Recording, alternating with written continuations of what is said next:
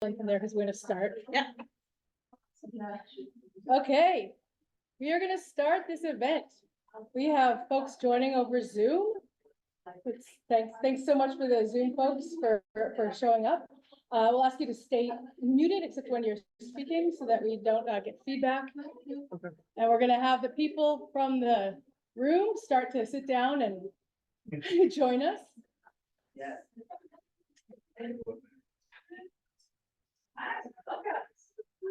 You can put your coat down and we will start.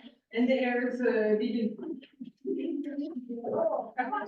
All right, with no further ado, I'd like to welcome you to this book launch of this book that's been many years in the making. It was published just a couple months ago, Just Transformations, Grassroots Struggles for Alternative Futures, edited by various people, including Leah Temper, with chapters contributed by many people around the world, including myself and Rania Masri, who's here over Zoom. So the plan for today is we're going to have short presentations by Leah, myself, and Rania, talking about this book and the research and activism that we were involved with leading up to this book. And then we'll have time for questions and discussion.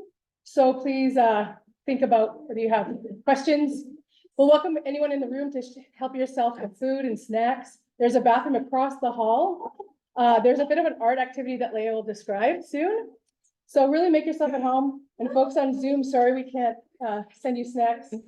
So I want to acknowledge that the folks here in Tiohtià:ke, we're on unceded Kanien'kehá:ka territory, unceded territory of the Mohawk people. And maybe the folks in the Zoom, feel free in the chat to share whose territory you're on, where you're calling in from. I'd like to thank the Kanien'kehá:ka folks for stewarding this territory and continue to defend it and protect it. I'd like to thank the Shift Center for Social Transformation and Emma for hosting us tonight and helping organize. Thank you, Emma and Shift. Yay. Good. And I'd like to thank Christiane from the Social Justice Center for also helping organize and promote and poster. It's we really appreciate your support. And also the support of Research for the Frontlines, who I'll talk a bit more about a little later. For folks who are interested in purchasing the book, you can buy a paper copy here in the room. And for folks on Zoom, maybe Christiane, could you share in the chat the link? You can get the e-book free online. So it's free online. And also if you want to buy a paper copy online, they will tell you how to do that with a discount code. Auntie Jen. Well, Auntie Jen is kind of busy right now. Hi, Julia. Oh, hi, Auntie Jen. Sorry, we have our sound on. Hi, folks. Okay, so yeah, feel free to mute yourself if you're not speaking, but definitely say hi. Okay, so I'm going to introduce Leah Temper briefly, and then maybe you could then introduce Rania, and then maybe Rania could introduce me, or we could introduce ourselves. But yeah, Leah Temper is one of the editors of this book. She is also right now campaigner with The Canadian Association of Physicians for the Environment. Yes, she's also the director of the Environmental Justice Atlas and many other things. So Leah, can you please tell us more about yourself, and over to you. Oh, wonderful. And can I turn on this camera? The owl will pick you up. Oh, okay, Yeah. And I'll share your screen, so just tell me when you want the slides. okay. Is the owl, Yeah, we see you well. you see me? Okay, great. So thank you, everybody. This is very exciting. As Jen says, this book has been about, Yeah, that's weird. is it working? Yes. Yeah. I think this. Possibly since the sound is fuzzy.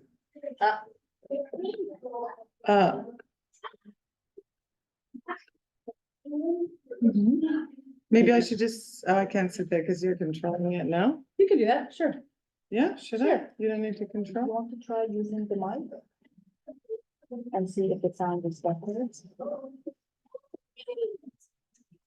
Please be patient with our technical difficulties. How about we just do this kind of thing? I don't know why that is. Continue to see Julia. I don't know.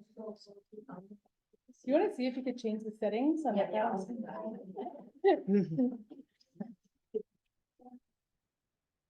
Okay. We see them well. No. Okay. Yeah, so the book has been about 10 years in the making since the project of Acknowledge. And as we know, a lot has changed in the world in the past decade or so. So I want to start just talking a little bit about sort of the motivation, the intent, and the inspiration behind the book, why we did it, and really thinking about this idea of hope, and why talk about alternatives, and why specifically talk about alternatives from the ground up and from the bottom up.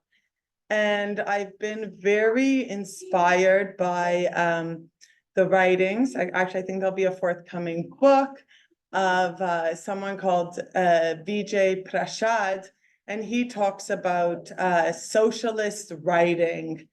And when he talks about socialist writing, he says, socialist writing is really about writing that contributes to creating a confident community of struggle. And, you know, I've been working the project also that I'll talk about a bit more, that also gave birth to this book, the Global Atlas of Environmental Justice, which tracks you know, ecological conflicts, environmental injustices, and movements to contest them and transform them across the world. So I've been working on that project for about 15 years.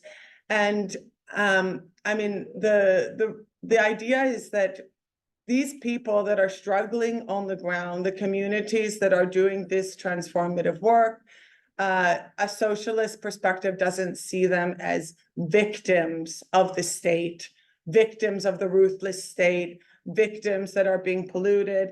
They're actually the ones that are pulling history forward. And through the book, through the work on the Atlas, and also in this book, what we really tried to do is to capture this agency and to foreground the creation of the creative agency of these movements and the world that they are struggling to create. As they aim to create better worlds for themselves, they're also really creating better worlds for all of us. The book, and I'll talk about this a bit, I have a few slides I'll run through. Of course, it's also very much a response to sort of the prevailing perspectives on the green transition and how we have to move away from carbon fossil fuel economies. So these perspectives really tend to be very top-down, technocratic, and managerial. So the question of how are we going to transform our society? The answer is always, well, it's going to happen through green markets. Markets are going to do it. Technology is going to do it. We're going to have, you know, electric cars, synthetic meat, so on and so forth. You don't know about synthetic meat? I forgot about And of course, governments are going to do it, right? So most of the scholarship and perspective on transformations really takes this top-down approach. And the work of Acknowledge and the kind of captured in this book shows or argues that it's not something, true transformation is not going to come from the top down. It's actually happening on the ground with communities putting forward alternatives that represent their values, whether those are their ecological values, their cultural values, their social and also their spiritual values. And I guess so part of it is kind of this answering to that question of how can you do this work? How can you see the sort of the impacts of extractivism and pollution, environmental racism, without becoming demotivated? And the answer is actually, seeing the courage and the agency of the movements that are really finding the confidence to continually wage these struggles is actually very inspiring, and is what I think kind of inspires all of us to continue to be here and to work on these issues and to engage with them. And then the other question that I would get a lot is, okay, well, they're saying no. These are movements of resistance. They're movements that are saying no to mines. They're saying no to development. They're saying no to oil. What are they saying yes to? What is the yes that they're putting forward? So because we wanted to really show how communities were putting forward their own alternatives on the ground, that was the other inspiration for this book. And then I'll go through the slides, and I'm also going to talk about how the Acknowledge project came about. And I also Jen did a great job of thanking everyone. And I'd also love to thank Jen and Research for the Frontlines for motivating to get this event together. Yes. Was the microphone not on? It wasn't on, but is this better? Yeah, okay, great. So yeah, this book is emerged through a project called Acknowledge, Activist Academic Co-Production of Knowledge for Environmental Justice. And it involved about 7 organizations from around the world. And it kind of birthed from 3 core projects or confluences. We sometimes call it to be like a confluence of confluences. So the first one, I think you can go to the next slide, is a group in Latin America called Grupo Confluencias that works on conflict transformation across Latin America. And really the understanding here is, as we, the perspective that we take on the project is that we have to see these conflicts as productive and constructive spaces, because these conflicts emerge because people begin to stand up and say, I refuse to be polluted. I'm going to contest the hegemonic power structures and propose something new. So this group works across Latin America through a conflict transformation approach. And I'll get into their kind of analysis a little bit more later. And the other group is something called the Vikalp Sangam, which actually means confluence of confluences, or no, confluence of alternatives. And it's convened the co-PI of the project, Ashish Kotari, and his group Kalpavriksh. They've played a key role in convening these movements. Can you, I think there's, yeah. And what these are is these movements across India that come together to share their experiences and lessons and work together on a range of issues, whether it's like energy sovereignty, food sovereignty, health issues, governance issues, alternative education. So they've been having these kind of spaces, in-person meetings for a long time to work together on strengthening and building alternatives. And through this work of Acknowledge, and previously they came up with something called an alternative transformation framework, which has also really informed a lot of the work in this book. And the book includes chapters, I think, from across 7 countries. There's really a range of case studies. You're going to hear about 2 today from Lebanon. Rania is going to talk a little bit about the trash revolution in Lebanon. And Jen's going to talk about a chapter that we did together of movements here in Turtle Island. There's also cases from, two cases from Turkey. There's a case against struggles against a mega project in Belgium. 3 case studies in India, 1 in Venezuela, 1 in Bolivia, and an analysis of communities putting in place new mechanisms for direct democracy in Argentina to contest mining projects in their territories. Oh, and the third project was the atlas that I've already talked to you about. So as I mentioned, the project kind of looks at this question of when we talk about just transformations from below, what are we talking about? What needs to be transformed? How do we say that these transformations are really alternative and radical? Oh, this is what I mentioned, kind of here, you see the bit of the imagery of the synthetic meat, the green cars and the windmills versus the values that communities are putting on the ground, where they say, agua vale más que oro, water is worth more than gold. You can go through this. So as I mentioned, we use it throughout this book, something we call the conflict transformation framework.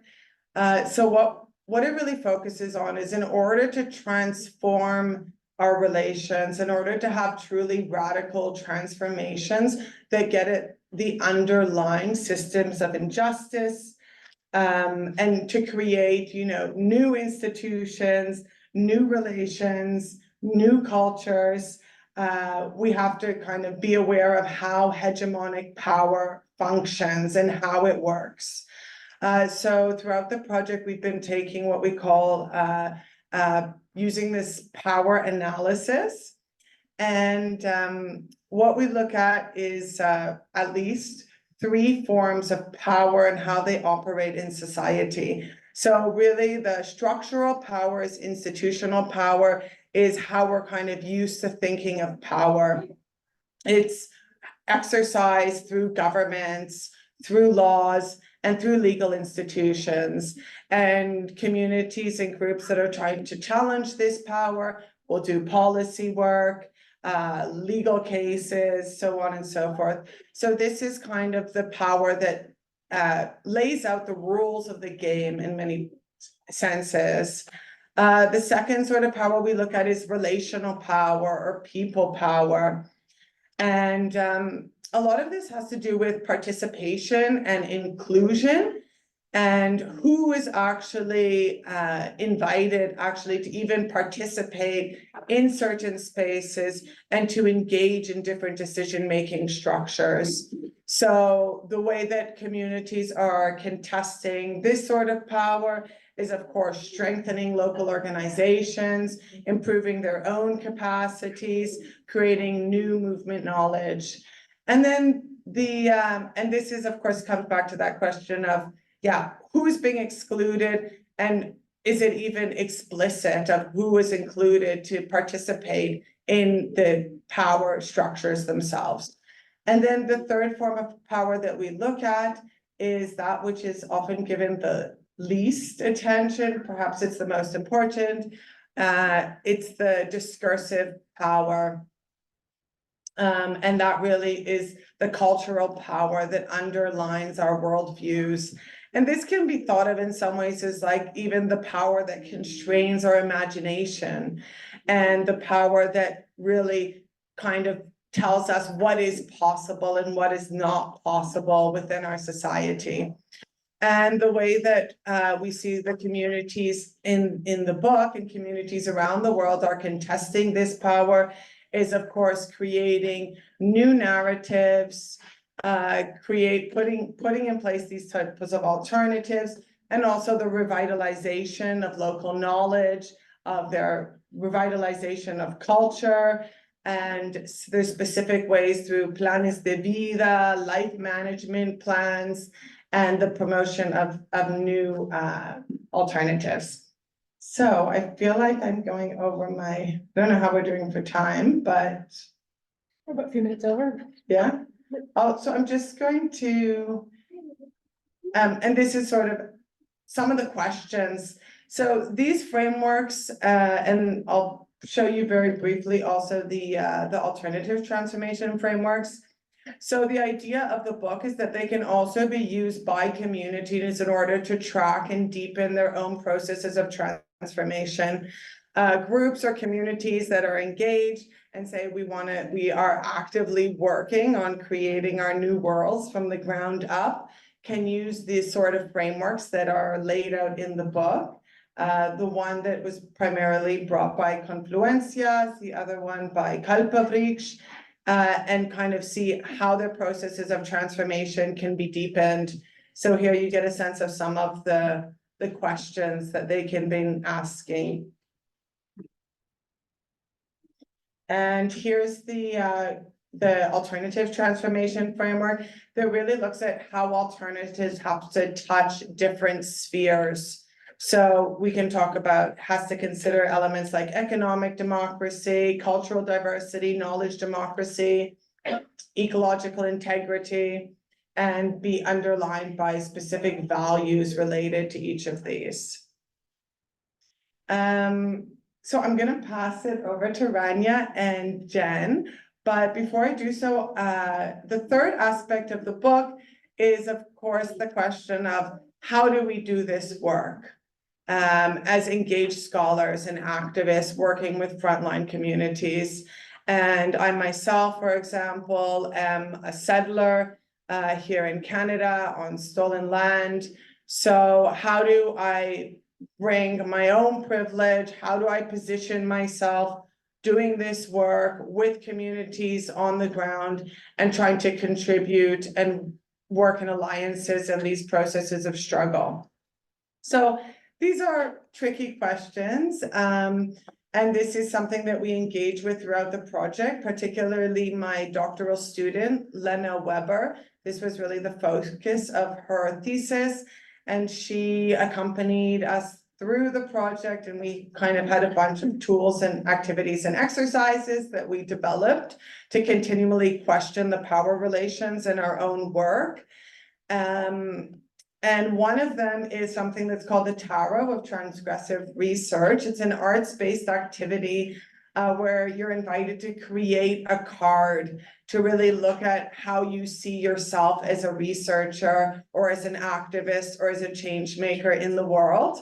And my other colleague, Dylan McGarry, who's a transgressive educator, curated a bunch of beautiful images. So we printed them out and they are over there, and we invite you to take paper and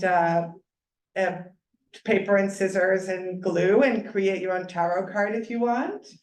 And yeah, it's really inspired also kind of by thinking about our own processes of transformation as researchers through the hero's journey. And here's something we published about this process, which we've done with the Acknowledge Project and many other groups. And here's some of the sort of archetypes or tarot cards that we came up with. The slow and careful scholar, the co-conspirer, the critical comrade, the anti-oppressive researcher. So I'm gonna leave it here. And I will introduce Rania, who's gonna talk to us next. Just want to see that we're having an amazing turnout here in the room, Zoom folks, and we might need to maybe the folks here can bring your chairs to get a little bit more, because we're use a little bit more space, or just feel free to self-organize. Yeah, To make a little bit more feel space. free to move in Yeah. to the front. Yeah. Yeah. Cool. So I'm gonna stop sharing the screen. Let's stop Yeah. sharing. We're gonna try to make sure that we can see Rania full on. We see you beautifully. So I would like to introduce Rania Mastri, who is an incredible activist, scholar, a public speaker, teacher, and I don't have on hand her full trajectory, but we first met when she was at the American University of Beirut at the Social Justice Center there. The name eludes me. And she's now the coordinator of the North Carolina Environmental Justice Center. And yeah, Rania, please take it away. Thank you. Thank you, and it's good to see you, Leah and Jen, even if only virtually. The institute at the American University of Beirut that I was the associate director was called the Institute for Civil Society and Citizenship. And I'm currently the co-director of the North Carolina Environmental Justice Network in North Carolina, which incidentally is the birthplace of the name environmental justice, not the movement. The movement, the environmental justice movement, is as old as settler states because it is basically a struggle to liberate one's land from settler state colonies, but just the name. But I'm thrilled to be with you all. I'm sorry I'm not with you in person. As Leah said, my contribution to this book was the chapter on Lebanon. And very quickly, in Lebanon in 2015, we had a major trash problem. One overflowing landfill was closed by the community. Within 8 months, more than 700,000 tons of garbage covered the streets, covered valleys, rivers in Beirut and Mount Lebanon. And people might have thought that the response in the capital would have been to demand that that landfill be open so that we don't have to be surrounded by trash for months. But rather, it was quite the opposite. The organic response from folks in the capital and then spread throughout the country was for a demand for actually a public waste management system, because Lebanon doesn't really have not a good one. It doesn't really have a viable public waste management system, you know. So for proper waste management, and for the vast majority of the protesters, they linked that issue with larger policy issues, such as privatization and economic exploitation and the like. I myself was one of the organizers in the protest in 2015. I have never been a spectator for activism. I've always been right in the midst of it, organizing. So perhaps my objectivity is colored. Or perhaps there is no such thing as objectivity to begin with.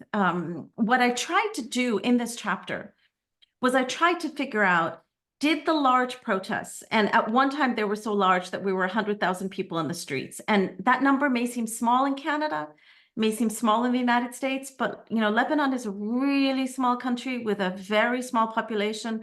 So 100,000 people in the streets was quite something. And that was in one day, we were that many. So the question was, did the large protest impact any of the areas of the power that Leah just talked about? Did they impact institutions? Did they impact legal frameworks? Did they impact people on their networks? Did they impact narratives and so forth? And perhaps one of the positive things for this book taking so long to get published is we had so much time to revise the chapter. So not only was I looking at 2015 and the protests that erupted then, but I also started looking at 2019, when we had truly massive protests throughout the country, which some argued was a revolution. I myself am very wary of using that language. I called it an uprising. So then, okay, did we achieve anything beyond performative protest? Was anything that we did transformational, even individual transformations? Did that happen?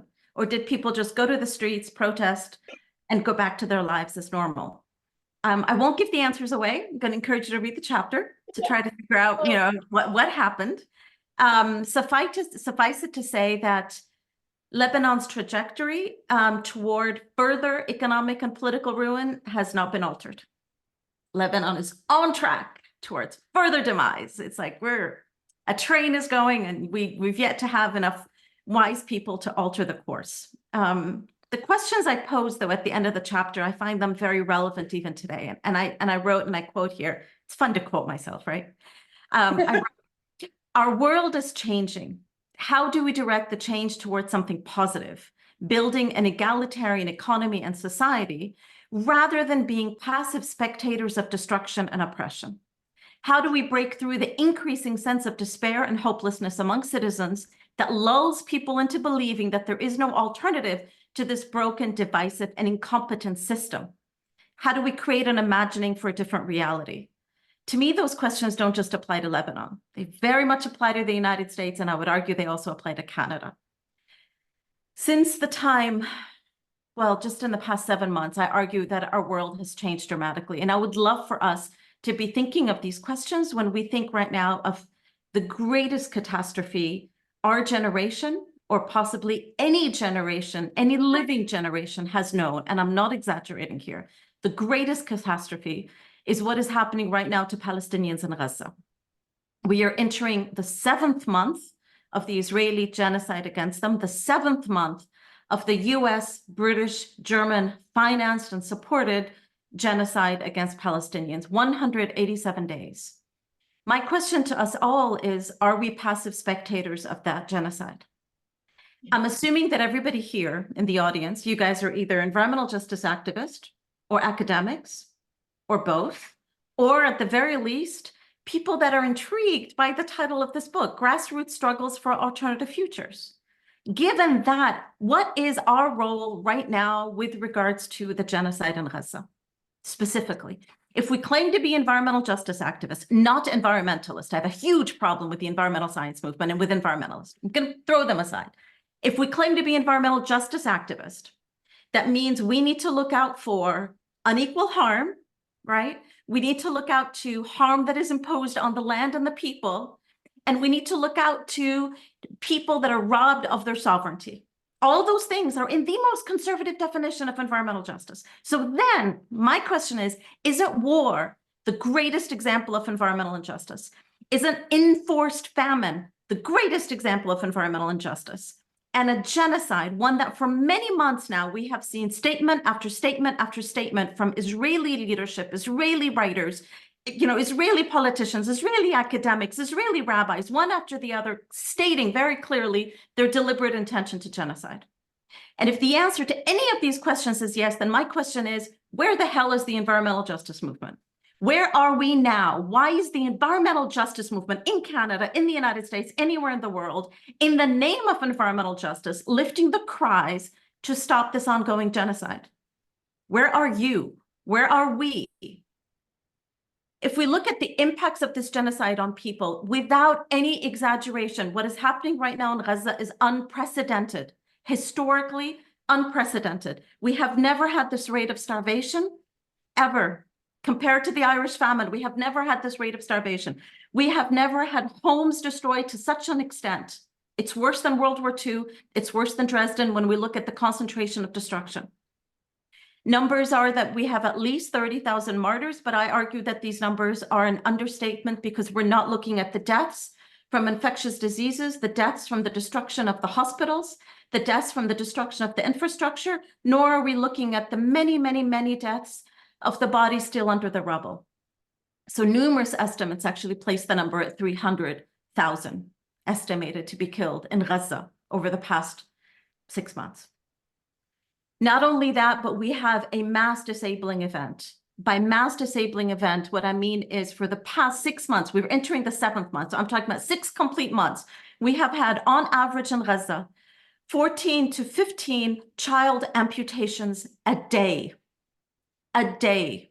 And when a limb of a child is amputated, that is vastly different than when an adult's limb is amputated. If my arm were to be cut off, that's it. That would just be it, one surgery. But a child's body is constantly growing. So that means that child is in constant need for further medical attention.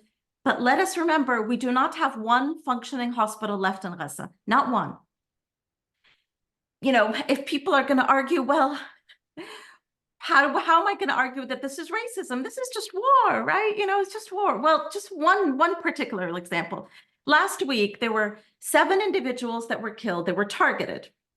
7 individuals working with the World Central Kitchen were killed by 3 targeted Israeli strikes, 3 targeted strikes. The media, the Western media told us their names, their stories. Western governments screamed out, this is wrong. Was it wrong because there were aid workers? No, because we have had hundreds of Palestinian aid workers killed. They were appalled because they were Australian and British, they carried European passports. So that made their lives have more value than the lives of the brown-skinned Palestinians. So not only are we talking about massive murder, we're also talking about a dehumanization of an entire people. I could tell you more stories and more horror, but I think it's important that we not only look at the deaths and the injured, but we look at what's happening to the souls of the people that have witnessed these crimes for 6 months. one mother went up to Arwa Damoun, the head of the International Network for Aid, Relief, and Assistance, and she told her, and I quote, "I don't know what to do with my 7-year-old right now because every single night he screams at the top of his lungs and he goes into what looks like convulsion and seizures. And he started doing this after he saw his sister's head blown off during a strike that hit their home." So we can talk about what's happening to the people. We can talk about what's happening to the land in Gaza. Israel is deliberately destroying the natural ecosystem in Gaza, destroying more than 50% of the tree crops, not just trees, but the tree crops, and more than a quarter of all the greenhouses that we know of have already been obliterated. We know that there is a physical impact to the use of weaponry, be it white phosphorus or be it bunker buster bombs that penetrate 30 meters below ground and that most likely are lined with depleted uranium. We know of the impact of the land when you destroy sewage facilities, when you destroy infrastructure. So we're talking about a destruction of the land, and it's a deliberate destruction because the Israeli authorities have made it clear that they want to destroy the land to such a degree as to make it unlivable for Palestinians. And for anyone who's interested in climate change, which I have to say, for those of us from Palestine and Lebanon, worrying about climate change is so far in the future. Even though it's happening right now, but in many ways, it feels like a luxury when our families and friends are simply trying to survive, when Palestinians in Gaza only have 245 calories a day to eat since January. But for those that are working on climate, let us remember there was a research release back in January that said that if we just look at carbon dioxide from aircraft emissions, tanks, and fuels from Israeli bombardment of Gaza, and if we include in that, of course, that half of the total carbon dioxide emissions are US cargo planes flying military supplies to Israel, in January, so just over 60 days, that's 150,000 tons of coal. Well, the genocide's been going on for more than 60 days, 180 days. So you multiply that by 3, we're talking at least 450,000 tons of coal. And I'm multiplying that by 3 because the bombardment hasn't stopped. Israel keeps running out of ammunition. If we can just imagine, it just keeps running out of ammunition. Today, by the way, is Eid for many, for Muslims around the world. And typically it would be a time that Palestinians can celebrate, but they're still literally being bombed. So I ask us again, for us to recognize that with this horror, there is no space for neutrality. Neutrality means standing with the oppressor. There is no space for a discussion of two sides, and there's no space for spectator observations. We cannot be spectators to this. Ghassan Abu Sitta, who was interviewed by Democracy Now!, brilliant Palestinian surgeon who spent more than a month on the front lines in Gaza, said, and I quote, "Israel is just the tip of the genocidal iceberg, just the tip." He includes NATO countries as part of that tip. And let me remind you all, Canada, for some odd geographical reason, is part of NATO. Canada's part of NATO. And all of these countries are part of the genocidal project against Palestine. All of them. They're not just supporting Israel. They are supporting Israel's genocidal project because, as the Colombian president himself said, they want to send a message to any other troublesome native who considers changing the rules of the global game by rebelling. They want to make it an example, make Gaza an example. Jen began this by talking about acknowledging the lands on which we stand, acknowledging the stolen lands. And the way that I look at it is when we acknowledge these lands, that means we're saying that we're not going to be part of any settler state colonial project, that we're not going to close our eyes to the ongoing settler state colonial project that is called Israel, because that is what it means in my eyes when we acknowledge the lands on which we stand in the United States and Canada. We cannot just acknowledge them here and then support them to be stolen there. Zionists looked at Palestine as a land with no people, very much how the British looked at Australia in 1835 as terra nullius, which basically means land belonging to no one. When we have a policy that says a land with no people or land belonging to no one, that means that the people that live there are not regarded as a people. They're not regarded as people. They're regarded as weeds, to be removed, to be exterminated, to be gotten rid of. So when we say these acknowledgements today, I urge us to see the similarities between what's happening in Gaza and what we seek to acknowledge in Canada and the United States. The Holocaust occurred in the dark. This is a horror that's occurring live streamed on TikTok and Twitter and Instagram. So what are we going to do? And I'm just appealing to you all, please organize, put the environmental justice movement, put the narrative of environmental justice in the front of the liberation movement. Stop this genocide. Let's work to build an alternative future, one that is grounded in equality and justice, rejecting all forms of supremacy. And because genocide is predicated on the concept of denying Palestinians a tomorrow, because they want to deny us the right to exist, so they deny us a tomorrow, we also have to resist genocide by planning about tomorrow. So we plan tomorrow and we think, how will we rebuild Gaza? How will we take care of all those who have been disabled? How will we refarm? How will we break the siege? And how will we do this together? Thank you. I want to give the floor to Jen, who from the moment I met her in Lebanon, I just completely fell in love with her. And I think y'all are so lucky to have Jen. When we met, Jen was still doing her PhD and now she's gone so much beyond. And I love, Jen, that you're still working on the ground with communities. If you could please add more to your bio, and I give you the floor, my dear. Thank you, Rania. I'm just gonna adjust the Zoom over here. Just realized.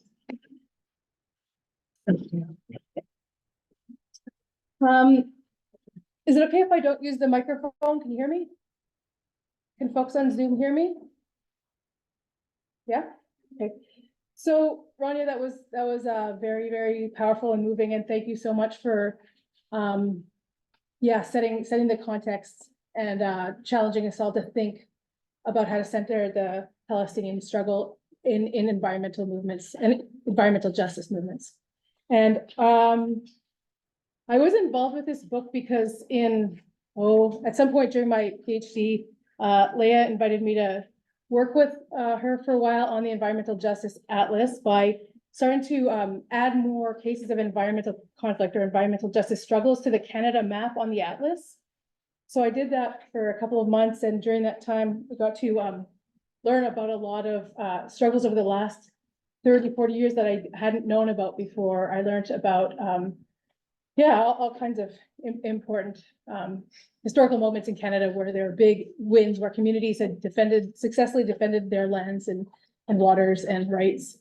And then I got invited to join the Acknowledge group for a meeting in Istanbul, where I met Rania, and it was one of the more educational experiences of my PhD to be there in this group of people and meeting folks, including Rania.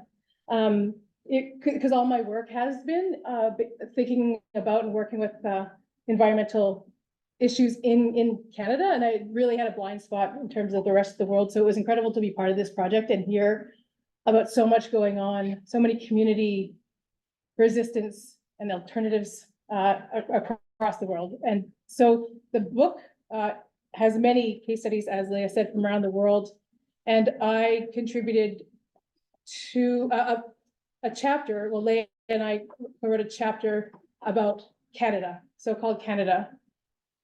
And I want to, by way of presenting, and soon we're going to move to questions, so bear with me here, but I want to read you the first paragraph and the last paragraph of the chapter.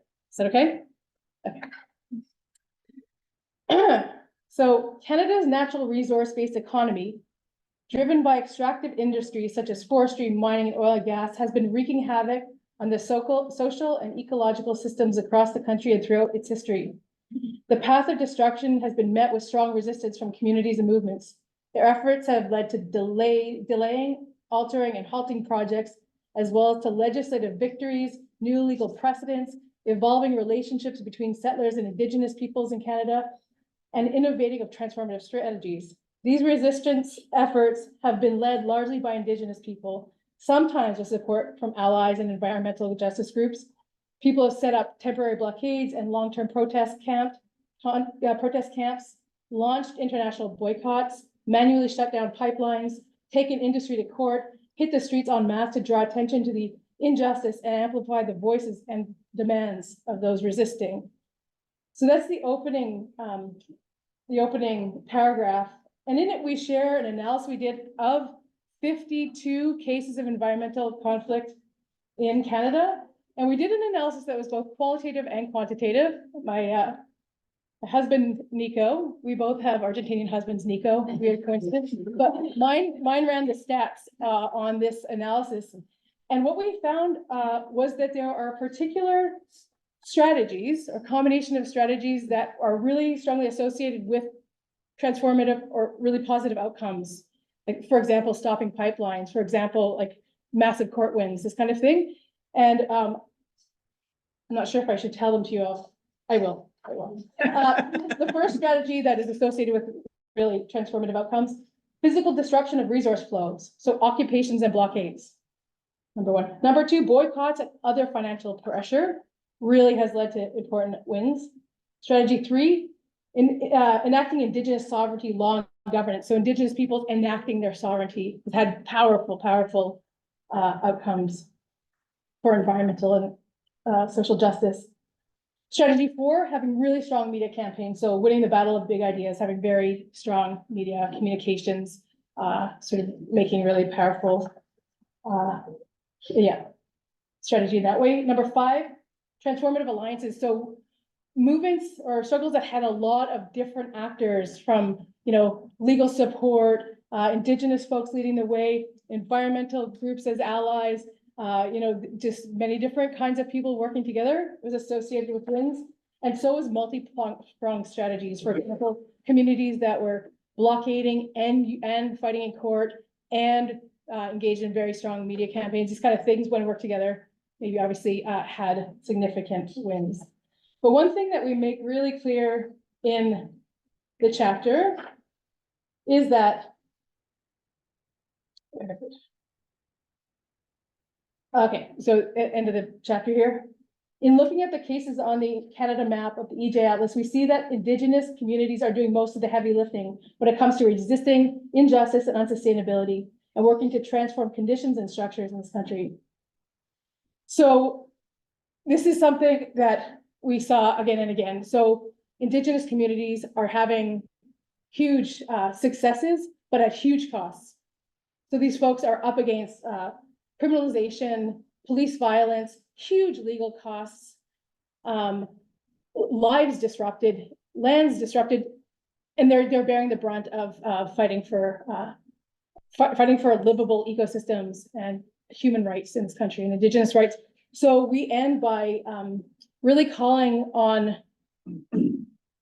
researchers, academics, activists to show up if you want to transform this country, if you want to secure a livable future.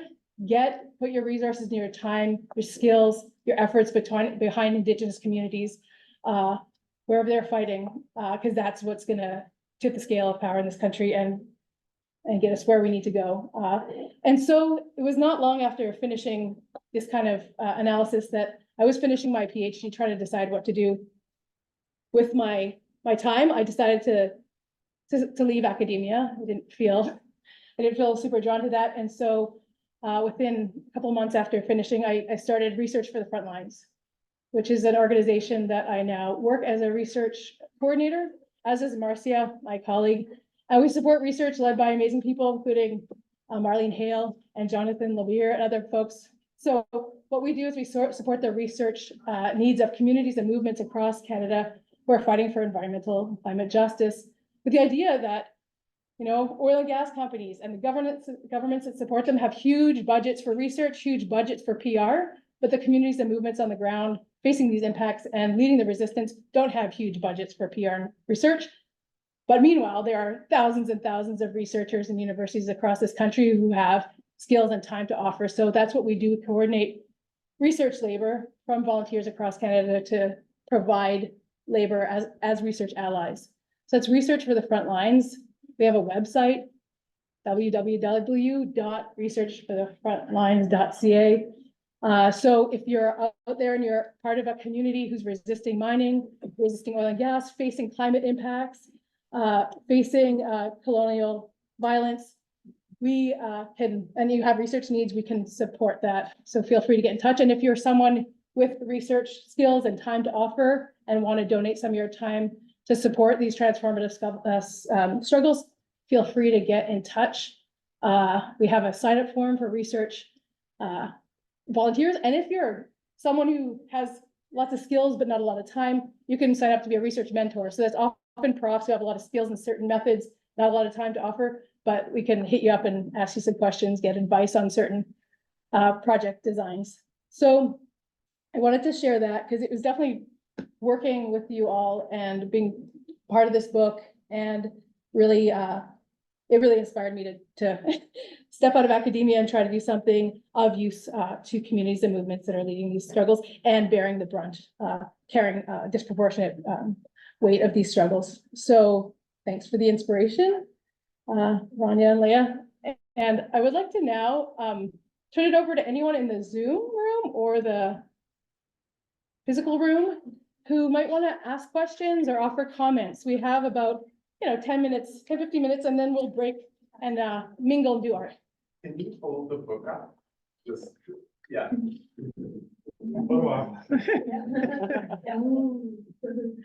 Get off me. Oh yeah, run you there.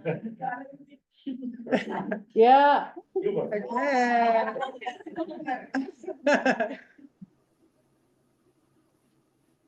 So don't all rush to be the first one to ask questions, no pressure. As far as research is concerned, have you heard of this website called Little Sister? Yes. Yeah, Marcy, do you want to share about that? Yeah, do you want to tell us about it, or do you want to? I'm happy to do it. yeah, she can do it if she wants. Okay. I'd rather. I just learned recently that it's a play on Big Brother. Yeah. Little Sister. Yeah, yeah, Marcy, tell us about it. Well, it's an organization that has tools to help you map power structures. I think they do a lot more, but that's the main thing. So if you're trying to understand who's connected to who's involved in whatever kind of destructive activity, it's a super useful site for that. Is that what you wanted to share, or? Yeah, Okay. yeah. It's like it used to be DayRule.org at one point, back when I was younger. And I think they hold training sessions about once a month or once every couple months. So if anyone thinks that would be useful, check them out, littlesis.org.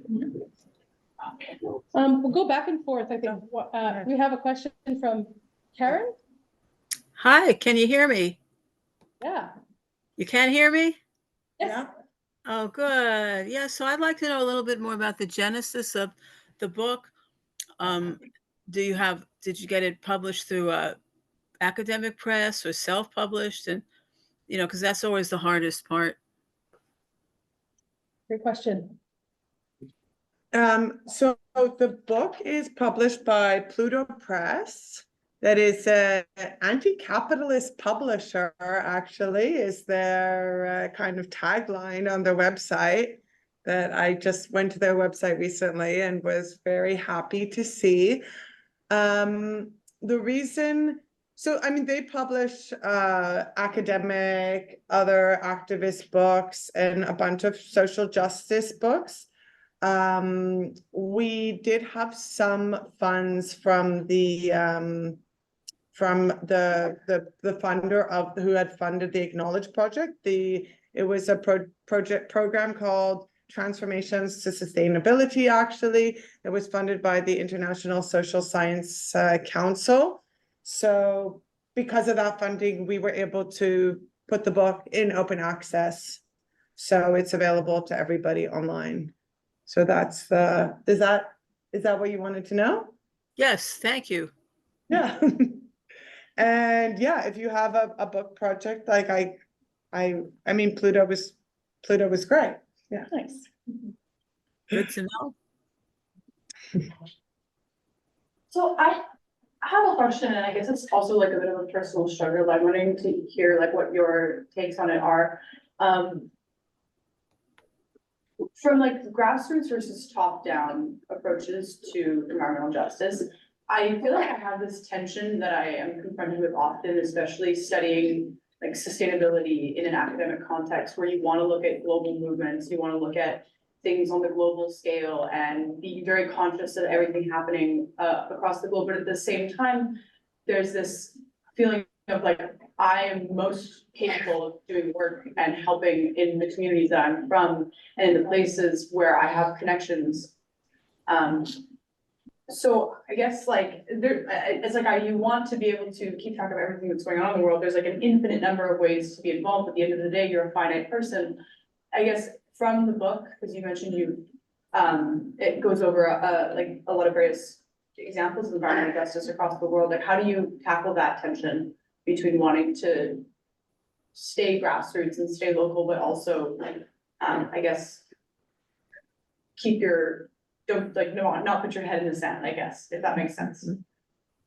Rania, did you hear that? Yeah, you feel like responding or? Just wanna keep Rania.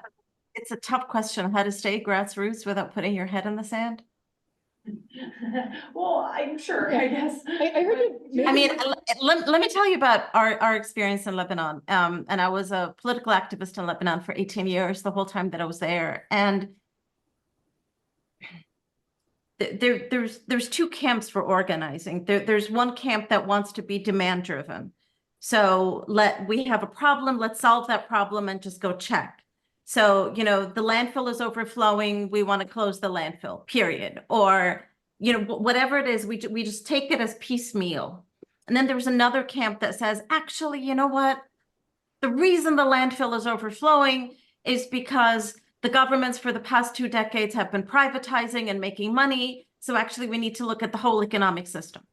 So depending which camp you're in, you're going to have different strategies and different way forwards, you know, very, very much so. I belong to the latter camp. I belong to the camp of, we got to look at the big picture. We got to look at the policy. We can't be treating this in silos. It just won't work. Now, the problem with that camp that I'm in is that organizing becomes really difficult. And it becomes so easy. I mean, so easy for us to be co-opted, for us to be seduced by the government, for all these things to get in the way.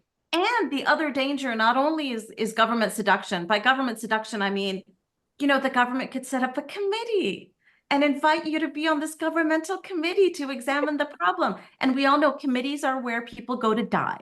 Nothing happens. I mean, okay, academically, I would argue the same thing. So there is that seduction. And then there's the other problem of the limelight, and I want to shine and he wants to shine and they want to shine. And there becomes all this ego problems because in addition to being, and one of the reasons that we are leftists and we are activists is because we've got a little tinge of self-righteousness, right? We know it all. We believe in it, which if that grows can be a real detriment to organizing. So these are just some individual organizing problems that I brought up. And then you've got the larger institutional organizing problems, such as one thing that I'm finding really vibrant in the US that was also problematic in Lebanon, which is non-governmental organizations and nonprofit organizations. I'm in charge of one right now. So how free are we? How much can we're gonna do a revolution, but please let it be before 5 p.m. and during the week because I have a holiday and I've got before, you know, like what are we talking about? That we really want to be transformative and we got to make sure that we don't upset the donors and that we're a 501c3. I can't talk about politics. Like what have we done to ourselves and to the revolution? If we tie the revolution to our income and to our jobs, that really becomes a hindrance. And in Lebanon, it's to the extreme because Lebanon has the highest number of NGOs per capita in the world. It's like, if you want to see the destruction of grassroots organizing, just go to Lebanon. And then there becomes a third problem, which is how can we really work transformatively without building a political party? How do we do that without actually saying upfront, you know what, we want a whole new political system and we want to be in charge. Vote for me. I want to lead the country forward. And let's claim that. Well, how do we do that within the political systems that we have and within this concept that has become so normalize, which is politics is bad. I don't do politics. You know, oh, politicians are a bad word. And I truly believe that politics in its very heart and its very essence is the most beautiful thing you could do, because it is saying, I am here to serve the public. That's what a politician really should be doing. I am here to serve you. Now, of course, that's not how it becomes, but that's the essence of it. So those are just a few of the challenges. And these were highlighted, by the way, in the chapter on Lebanon, because the chapter on Lebanon shows how while many people fell for the performative aspect of the protest, oh, we were large and we were colorful and we were musical and we achieved nothing. Yay! Okay, so let's ground it and be really strategic in our thinking and be really serious in our organizing. Really serious. We do want to change the world. How are we going to do this? And let's have a dream that is bigger than our lifetime. So let's recognize I cannot achieve my socialist vision within my lifetime. Okay, so what are the steps that I need to do so I can build enough of it that the people that come after me can then follow through? If your dream is if you can achieve your dream in your lifetime, I would say dream bigger. Just dream bigger. Amazing. There's a question in the Zoom. Go ahead, Ahmed. Hey, all. Thank you so much for the presentation and this book. It sounds very inspiring. I wanted to, on the subject we're just speaking of now, on like grassroots organizing and how if we can coarsely categorize it into, state-sponsored, state-approved activism, which, gets you, I don't know how far, I don't know if, within your research, you've kind of quantified how far we, like the metrics of how far we've actually had an impact through doing things that way. And, the other kind of grassroots organizing, which is like no rules. No, we don't want to follow your rules. We don't want to follow your systems. The system is the problem. We're not gonna participate in it. And how it could lead like things like, as you said, Ronnie, what's happening in Palestine, and I mean, so many places in the world where it becomes violent. It almost inevitably leads to armed struggle, like Ghana Sadage, like Palestine. And is that, any more impactful in the long run? Maybe in the short run, there's like a lot of devastation and harm, but, which of those two ways, if maybe shouldn't be so dichotomous, but what should we be advocating more to? Should we like really be pandering to the systems and working within it? Or do we really need to think outside of the box and say like, no, we don't accept your system. We have to collectively like just think and act totally out of these oppressive systems. Could I try to tackle that answer, Jen? I very much appreciate that question. It is something that many of us who are right now organizers in the United States, and I would argue also organizers in Canada, grapple with. Historically, armed resistance for liberatory movements has been fundamental to their liberation. I can't think of any liberatory movement that did not have armed resistance within it, be it from South Africa, be it Cuba, and of course, be it Lebanon that liberated itself from Israeli occupation through armed resistance. But within the United States and Canada, then what are the spaces that we have to organize, and who are those who are privileged enough that can risk organizing out of the state sanctioned spaces? So the difference being that in Palestine, in South Africa, in Cuba, in those examples, they were all equal. They were all under attack. In the United States, those of us that are more visible need to have certain protections because the state does not regard us as equal. So if I'm going to protest and I do not have a US citizenship, I may be deported. We need to acknowledge that. If I'm going to speak out and I do not have the backing behind me of my economic privilege or my legal documentation, that will also be limiting. Versus in Palestine, that's not the case. Everybody's screwed. So the oppression creates a certain kind of equalizing system. And here, I think in the way we organize, we need to recognize the different privileges that we carry and how do we protect each other. And then how do we do that? Beyond that, I don't think I could really answer that question any more clearly on this kind of network, other than ultimately it becomes a decision to the organizers on the ground, and it would depend on the strength of the organizing and how far those who are organizing are willing to go. Really, what is the jail sentence that you're willing to serve? And Yeah, to and add I to that, I think that those are just to say, I think those are very great points, and it made me think about how the most impact I felt that I was able to have was when, you know, because let's say Canada is now trying to put on this picture of themselves so that they are pro-Indigenous people. They want reconciliation and all this. So if you ally yourself with Indigenous people who are, you know, let's say radical activists, it's almost like a layer of protection, and it's one avenue where, like, oh, you know, if Canada's serious about this, then you have to listen. So working with Indigenous people who also are not participating in the ban systems that are state sponsored and all that, those felt like the most viable avenues. Just as an example. Anyway, thank you, Rania. Maybe I'll take one more because we need to wrap up soon. Is there one more in the room? Did I see a hand? Yeah. Marlene Hale. I would like to ask, the young lady, Rania, that Yeah, be Rania. about when you were talking about the struggles and also the movements, how do we re-strategize ourselves?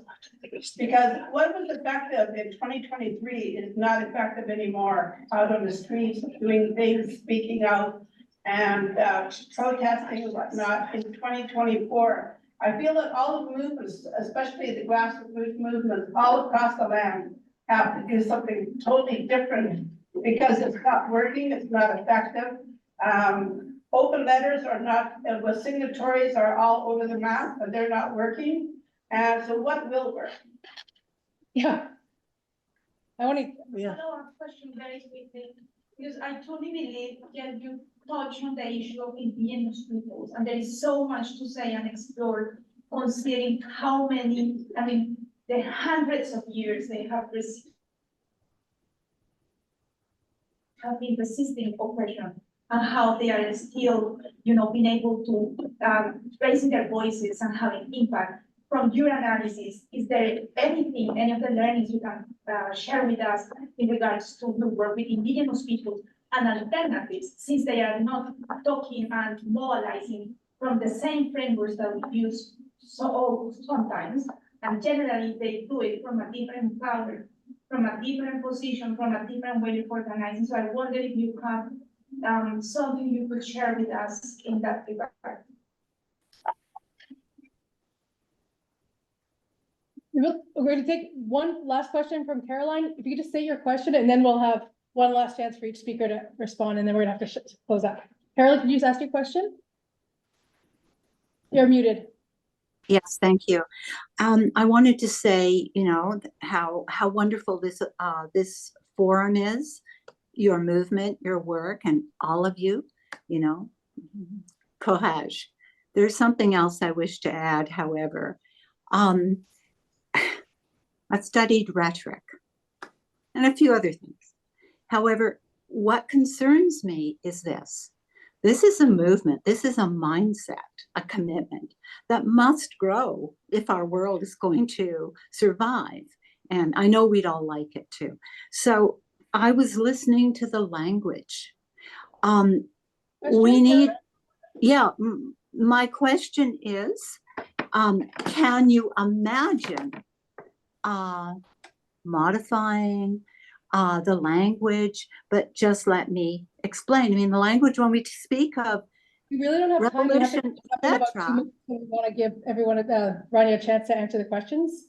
We have, Sure. so we have But to the close. language, can you appreciate that the language, because I'm with you, but most people won't be. You know, we have limited number who will sign on, and I think that's a huge shame. So I just want to say that there's a PBS series, Avi Walsh in the States, comes from PBS in the States. Avi Walsh is behind it. He's got a series, and I'm sorry I lost it. I lost it had it up on my phone. But look for Abby Walsh, Google it, and it's very different. And it's very similar, although it's not going into, the economic disparity. And needing more hearts and minds, I would suggest that this is a way for it to be more palatable. Thank you so much. Thanks, Caroline. Thank So you. that's 3 questions. Rania, do you want to take a stab at answering any or all of those? I didn't hear the second question. It was really unclear when it came out from the audience. So if you could you repeat to me the second question that was stated from the audience? Nancy's question? That's for you. That was for me? Yeah, for you. Okay, so why don't you try? So that was Okay, for me, so why don't you? answer ours? The question about what will work and the question about modifying language, I think, go together. Looking historically and looking at the current political climate in the United States and in Canada, I think what we need to really change the narrative. We need to change the narrative when it comes to the liberation of Palestine. And we need to be courageous and clear in our language, which means be upfront. Zionism is a supremacist ideology, and be very clear about that. Palestine needs to be liberated, and what we're asking for is equality. What we're asking for is that we go back to how we used to live for thousands of years, Jews, Muslims, and Christians living as equal. Be very clear about that. And be very clear that when it comes to Gaza, we're not only asking for a ceasefire, we're also asking for lifting of the criminal siege, and we're asking for rebuilding all that has been destroyed. Now, so there becomes a shift in the narrative that's really clear. And I'd love, if anyone's interested, we can talk about that much further as to how the West has presented the narrative. That goes hand in hand, though, with, again, following the victories that have happened historically, which means to empower the boycott, divestment, and sanctions movement, particularly in the West. That means cut all economic aid and all military aid to Israel. Trudeau in Canada has only promised to pause military aid, not to cut it, to pause it. Okay, so we need to be working on making sure that there's a permanent cut for that, and to be working on divestment completely from the apartheid state. This is what was successful in South Africa, and this is what we need right now. While we're doing that, we work on the language, and the language that has to be clear is the courage to imagine a different tomorrow. The courage to say we do imagine a tomorrow in which we are all equal, in which we live side by side, in which we respect and honor the land. And we believe in that, and we work towards it. So that is my answer to that question. Thanks, Rania. I'll take a stab at answering Nancy's question. So it's true that across Canada, you see many different kinds of organizing, many different kinds of activism, kinds of resistance. And what I found in the analysis, and I've also just noticed being part of movements, the most powerful thing seems to be Indigenous folks, or anyone who is the folks actually directly impacted or most impacted by the issues being addressed. Those people calling the shots, making the decisions, and allies showing up and following directions and being good allies and being supportive and not questioning tactics or strategies, just like being there in supportive roles in whatever ways we can have capacity. There's many, many ways to support Indigenous struggles and anti-racism struggles, and there's many ways to show up, but definitely following their direction is a key. Not going in there and having your own ideas about what they should do is key. Do you want to have a final word to close us off? And then we're gonna. Yeah, sure. And I think I'll address a little bit this question of how do we reach other people, people that are not engaged now in the movement. And just to say that the learnings that we see from the cases in the Atlas, from some of these stories, is that, I do think that deep down, a lot of people are actually really committed to social change and to different futures. And as Rania and Jen were saying, the challenge is really kind of the power of imagination, to imagine that things can be different.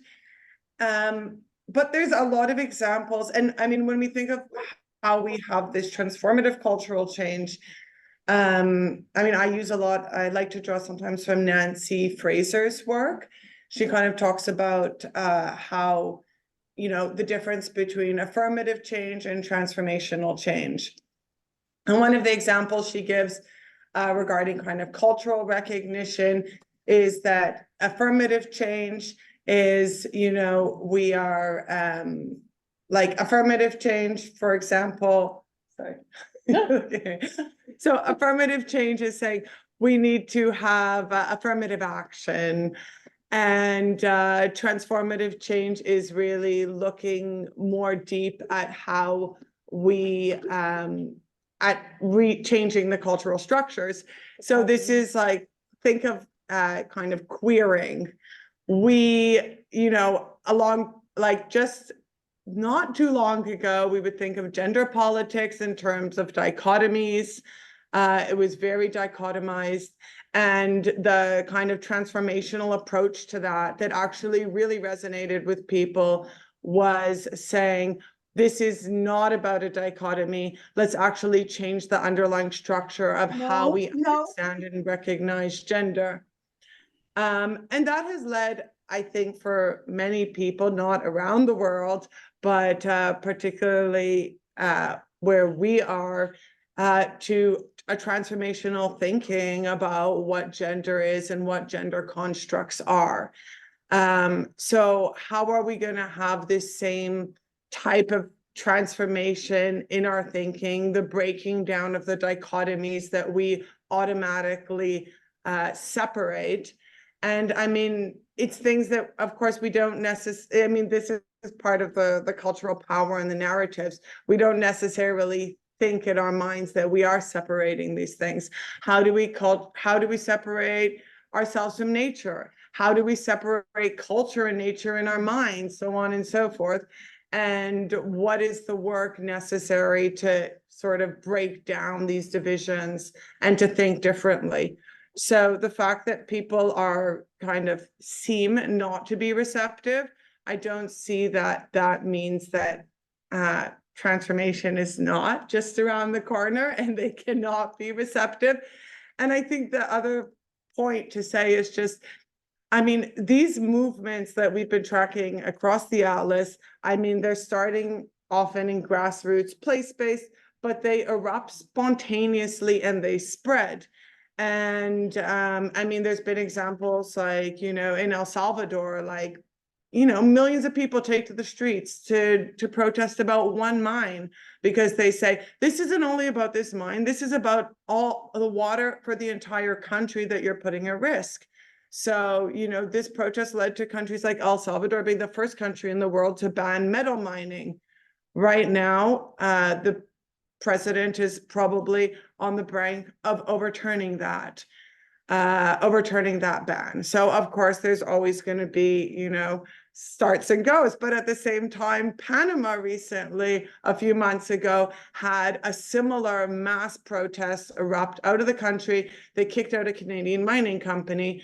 So, I mean, where the flashpoints are and where people are kind of getting ready to mobilize and stand up and lead to these, you know, transformational moments.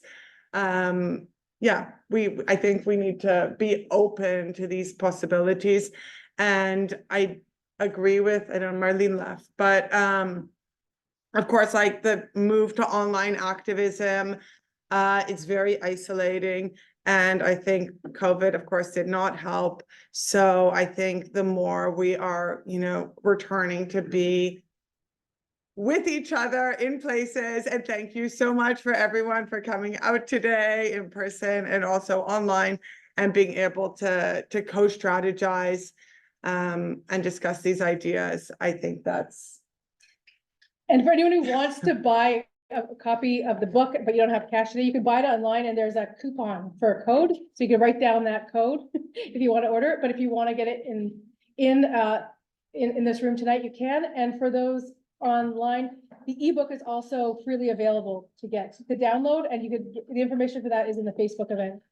So we're gonna wrap it up. We're gonna close the Zoom. The folks in the room are welcome to stay around, have more snacks, make a tarot of transformative stuff, and yeah, let's mingle.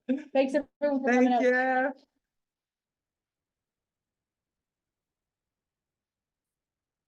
you. Thank you, Tanya, and thanks. I would like to, thank. Thanks, this was excellent. Promo for tomorrow. We are having a screening on Gaza. It will be 2 short films, followed by a discussion with the filmmaker and indigenous filmmaker Ellen Gabriel. And it will be, we will have an interpretation in American Sign Language too, and then a discussion with the audience. So all of you are really welcome. It's in the EV building. The poster will be in the front. Can you show the Zoom folks the poster? Yeah. Yeah. I shared the link in the comments Good. on Zoom. Thank you. Thank you. so much. Thank you. Bye, Rania. Thank you. Thank you for your analysis. Tanya.